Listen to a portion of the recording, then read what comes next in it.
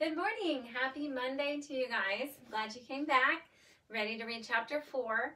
Before I get started, I did change the board a little bit because we're going to focus on these two characters today, Ellen and Anna Marie, and then we'll have some responses later on our journal for you to complete today. Just a review of what happened in chapter 3, because if you've had me before, you know I always like to review. Anna Marie was at home. Remember, her mom sent her to the button shop after school to get a button, and they found the shop was closed and it had a note on it in German. It frightened her mom, and she talked to Mrs. Rosen about it, and they said that they were closing a lot of businesses ran by Jews. And then Anna Marie said, how will the Jews survive? And they said that the Danish people would take care of their friends. And then she was really shocked because she realized that her best friend, Ellen, is also a Jew. So we're going to read chapter 4 today, and we're going to talk about add a few things to Ellen and Anna Marie about their characteristics and behaviors, and then I'll have some response questions afterwards. So chapter 4 is called It Will Be a Long Night. Alone in the apartment while Mama was out shopping with Kirsty, Anna Marie and Ellen were sprawled on the living room floor playing with paper dolls. They had cut the dolls from Mama's magazines, old ones she had saved from past years. The paper ladies had old-fashioned hairstyles and clothes, and the girls had given them names from Mama's very favorite book. Mama had told Anna Marie and Ellen the entire story of Gone with the Wind, and the girls thought it was much more interesting and romantic than the King and Queen's tales that Kirsty loved. "Come, Melanie," Anna Marie said, walking her doll across the edge of the rug. "Let's dress for the ball." "All right, Scarlett, I'm coming," Ellen replied in a sophisticated voice. She was a talented performer. She often played the leading roles in the school dramatics. Games of the imagination were always fun when Ellen played.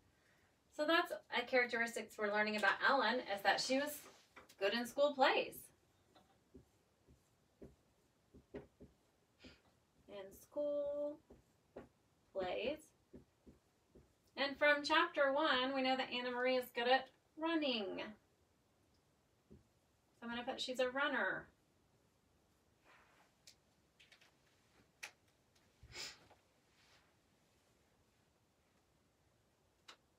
The door opened and Kirsty stomped in. Her face was tear-stained and glowering. Mama followed her with an exasperated look and set a package down on the table. "I won't," Kirsty sputtered. "I won't ever wear them. Not if you chain me in a prison and beat me with sticks." Anna Marie giggled and looked questioningly at her mother. Mrs. Johannesson sighed. "I bought Kirsty some new shoes," she explained. "She's outgrown her old ones." "Goodness, Kirsty," Ellen said. "I wish my mother would get me some new shoes. I love new things, and it's so hard to find them in the stores." "Not if you go to a fish store," Kirsty bellowed. "But most mothers wouldn't make their daughters wear ugly fish shoes." "Kirsten," Mama said soothingly, "you know it wasn't a fish store, and we were lucky to find any shoes at all." Kirsty sniffled. "Show them," she commanded. "Show Anna Marie and Ellen how ugly they are." Mama opened the package and took out a pair of little girl's shoes. She held them up, and Kirsty looked away in disgust. "You know there's no leather anymore," Mama explained, "but they found a way to make shoes out of fish skin. I don't think these are too ugly." Anna Marie and Ellen looked at the fish skin shoes. Anna Marie took one in her hand and examined it. It was odd looking. The fish scales were visible, but it was a shoe, and her sister needed shoes. "It's not so bad, Kirsty," she said, lying a little. Ellen turned the other one over in her hand. "You know," she said, "it's only the color that's ugly." "Green," Kirsty wailed. "I will never, ever wear green shoes." "In our apartment," Ellen told her, "my father has a jar of black ink. Would you like these shoes if they were black?" Kirsty frowned. "Maybe I would," she said finally. "Well then," Ellen told her, "tonight, if your mama doesn't mind, I'll take the shoes home and ask my father to make them black for you, with his ink." Mama laughed. "I think that would be a fine improvement. What do you think, Kirsty?" Kirsty pondered. "Could he make them shiny?" she asked. "I want them shiny." Ellen nodded. "I think he could. I think they'll be quite pretty, black and shiny." Kirsty nodded. All right then, she said, but you mustn't tell anyone that they're fish. I don't want anyone to know. She took her new shoes, holding them disdainfully, and put them on a chair. Then she looked with interest at the paper dolls. Can I play too? Kirsty asked. Can I have a doll? She squatted beside Anna Marie and Ellen on the floor. Sometimes, Anna Marie thought, Kirsty was such a pest, always butting in. But the apartment was small, and there was no other place for Kirsty to play. And if they told her to go away, Mama would just scold. Here, Anna Marie said, and handed her sister a cut-out little girl doll. We're playing Gone with the Wind. Melanie and Scarlett are going to a ball. You can be Bonnie. She's Scarlett's daughter. Kirsty danced her doll happily up and down. I'm going to the ball, she announced in a high, pretend voice. Ellen giggled. A little girl wouldn't go to a ball. Let's make them go someplace else. Let's make them go to Tivoli. Tivoli! Anna Marie began to laugh. That's in Copenhagen. Gone with the Wind is in America. Tivoli, Tivoli, Tivoli! Little Kirsty sang, twirling her doll in a circle. It doesn't matter because it's only a game anyway, Ellen pointed out. Tivoli can be over there by the chair. Come, Scarlett, she said, using her doll voice. We shall go to Tivoli to dance and watch the fireworks, and maybe there will be some handsome men there. Bring your silly daughter, Bonnie, and she can ride on the carousel. Anna Marie grinned and walked her Scarlett towards the chair that Ellen had designated as Tivoli. She loved the Tivoli Gardens, in the heart of Copenhagen. Her parents had taken her there, often when she was a little girl. She remembered the music and the brightly colored lights, the carousel and the ice cream, and especially the magnificent fireworks in the evenings, the huge colored splashes and bursts of lights in the evening sky. I remember the fireworks the best of all, she commented to Ellen. Me too, Kirsty said. I remember the fireworks. Silly, Anna Marie scoffed. You never saw the fireworks. Tivoli Gardens were closed now. The German occupation forces have burnt part of it, perhaps a way of punishing the fun-loving Danes for their light-hearted pleasure. Kirsty drew herself up, her small shoulders stiff. I did too, she said belligerently. It was my birthday. I woke up in the middle of the night, and I could hear the booms, and there were lights in the sky. Mama said it was fireworks for my birthday. Then Anna Marie remembered. Kirsty's birthday was in late August, and on that night, a month before, she too had been awakened and frightened by the sound of explosions. Kirsty was right. The sky in the southeast had been ablaze, but Mama had comforted her by calling it a birthday celebration. Imagine such fireworks for a little girl 5 years old, Mama had said, sitting on her bed, holding the dark curtain aside, and to look through the window at the lighted sky. The next evening's newspaper had told the truth. The Danes had destroyed their own naval fleet, blowing up the vessels one by one as the Germans approached to take over the ships for their own use. So that night there weren't actually fireworks. It said in the paper that the Danes, the Danish people, had destroyed their own navy ships by blowing them up one by one so the Germans couldn't take them over. How sad the king must be, Anna Marie had heard Mama to Papa when they read the news. How proud, Papa had replied. It made Anna Marie feel sad and proud too, to picture the tall, aging king, perhaps with tears in his blue eyes, as he looked at the remains of his small navy, which now lay submerged and broken in the harbor. I don't want to play any more, Ellen, she said suddenly, and she put her paper doll on the table. I have to go home anyway, Ellen said. I have to help Mama with the house cleaning. Thursday is our new year. Did you know that? Why is it yours? Asked Kirsty. Isn't it our new year too? No, it's the Jewish New Year. That's just for us. But if you want, Kirsty, you can come that night and watch Mama light the candles. Anna Marie and Kirsty had often been invited to watch Mrs. Rosen light the Sabbath candles on Friday evenings. She covered her head with a cloth and said a special prayer in Hebrew, and she did so. Anna Marie always stood very quietly, awed to watch.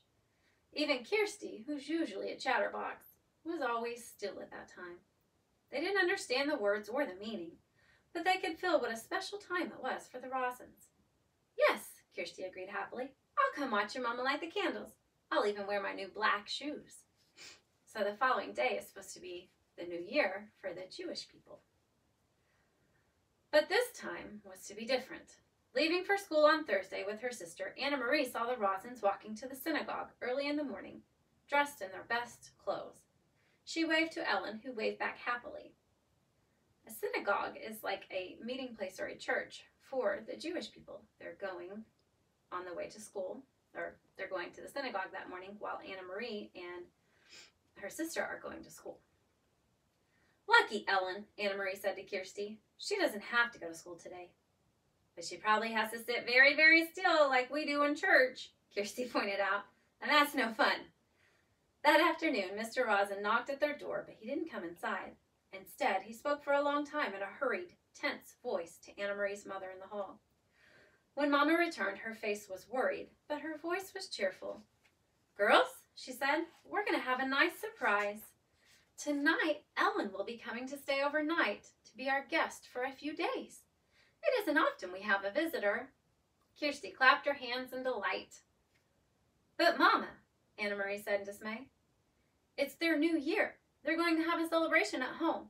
Ellen told me that her mother managed to get a chicken someplace and she was going to roast it. It's their first chicken in a year or more. Well, their plans have changed, Mama said briskly. Mr. and Mrs. Rosen have been called away to visit some relatives, so Ellen will stay with us. Now let's get busy and put clean sheets on your bed. Kirsty, you may sleep with Mama and Papa tonight, and we'll let the big girls giggle together by themselves. Kirsty pouted, and it was clear she was about to argue. Mama, will you tell me a special story tonight? One just for you, her mother said. About a king? Kirsty asked it dubiously. About a king, if you wish, Mama replied. All right then, but there must be a queen too, Kirsty said. Though Mrs. Rosen had sent her chicken to the Johannessens, and Mama made a very lovely dinner large enough for second helpings all around, it was not an evening of laughter and talk. Ellen was silent at the dinner.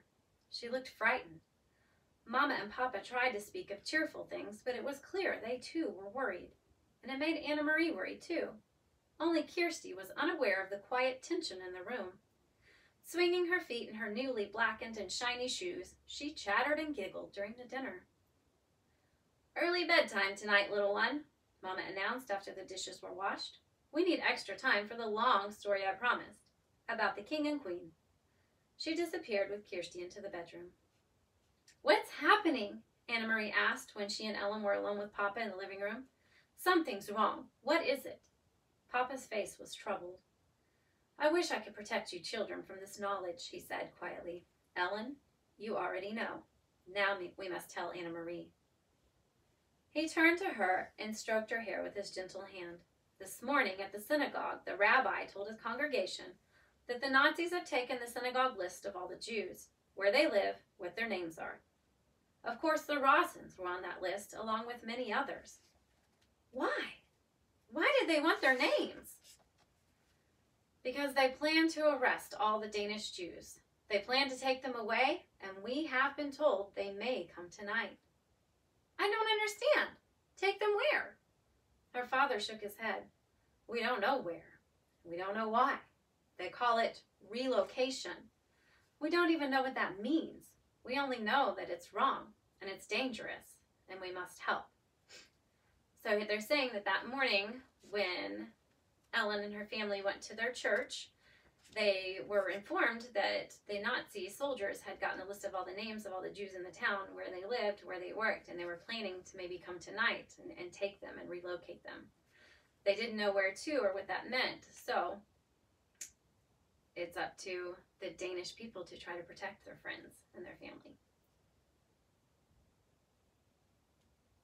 Anna Marie was stunned. She looked at Ellen and saw that her best friend was crying silently. Where's Ellen's parents? We must help them too. We can't take all three of them. If the Germans came to search our apartment, it would be clear that the Rosens were here. One person we can hide, not three. So Peter has helped Ellen's parents to go elsewhere, but we don't know where. Ellen doesn't know either, but they're safe. Ellen sobbed aloud, and she put her face in her hands. Papa put his arm around her. They're safe, Ellen. I promise you that. You will see them again quite soon. Can you try hard to believe my promise? Ellen hesitated. She nodded, and she wiped her eye with her hand. But Papa, Anna Marie said, looking around the small apartment with its few pieces of furniture, the fat stuffed sofa, the table and chairs, and the small bookcase against the wall. You said that we could hide her. How can we do that? Where can she hide? Papa smiled. Well, that part's easy. It will be as your mama said. You will sleep together in your bed, and you may giggle and talk and tell secrets to each other. And if anyone comes... Ellen interrupted him. Who might come? Will it be soldiers? Like the ones on the corners? Anna Marie remembered how terrified Ellen had looked the day when the soldier had questioned them on the corner. I really don't think anyone will come, but it never hurts to be prepared. If anyone should come, even soldiers, you two will be sisters. You two are together so much, it'll be easy for you to pretend that you're sisters. He rose and he walked to the window. He pulled the lace curtain aside and looked down into the street. Outside it was beginning to grow dark. Soon they would have to draw the black curtains that all Danes had on their windows. The entire city had to be completely darkened at night. In a nearby tree, a bird was singing. Otherwise, it was quiet. It was the last night of September. Go now and get into your nightgowns. It will be a long night. Anna Marie and Ellen got to their feet. Papa suddenly crossed the room and put his arms around them both. He kissed the top of each head. Anna Marie, the blonde one, which reached to her shoulder, and Ellen's dark hair, the thick curls braided, as always, into pigtails. So, Ellen has dark hair, dark long hair.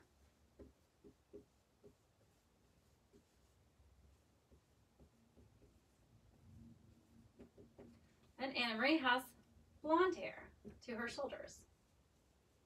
So we're kind of getting a picture of what they look like.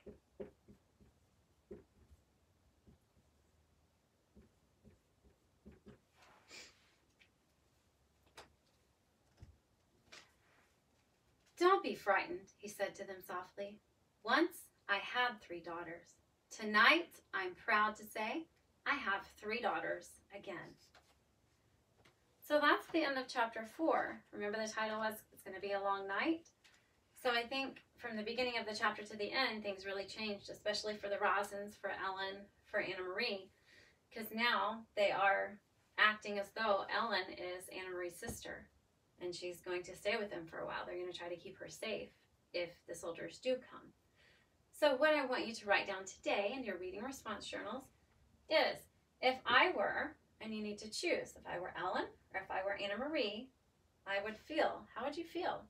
If you were Ellen and you were having to stay with a different family and your parents were being relocated, or if you were Anna Marie and you now know all this information and you now know what you have to do, that you have to try to protect your friend and her family.